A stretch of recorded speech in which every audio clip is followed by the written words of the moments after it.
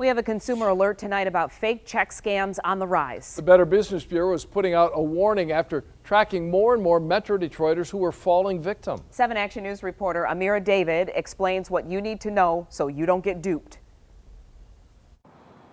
Well, for this woman, it was an elaborate scheme that left her out thousands of dollars. So desperate to get a loan at the time to save my house. Tracy Tashrow says she was financially vulnerable when she fell for a sophisticated scam. They would wire money to my account, and then I would have to return the money. A company reached out to her, she says, and told her that for a $2,000 loan, she simply had to return funds from a series of checks to ensure the FDIC she could repay the money borrowed. One day they deposited $945.51.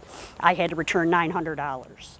It continued until she ultimately shelled out over $3,000 each time the funds posted to her account, but then ultimately bounced.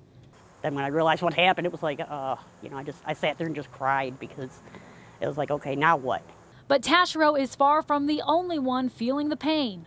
So the scam is basically, we're going to give you this check. The check is actually for more money than we're willing to do this transaction for, and just remit the balance to us. The BBB says it's tracked dozens of Metro Detroiters falling victim to a similar scheme in the last few years, and it's impacting young people more than it is senior citizens.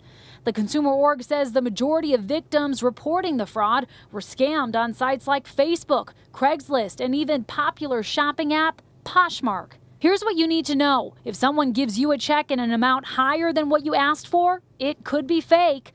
Always examine the check, making sure it has the correct routing number and that there aren't any misspellings flagging a scam. And don't ever assume that when funds post, you're in the clear. So just because you think you have the money today, you may not have it tomorrow.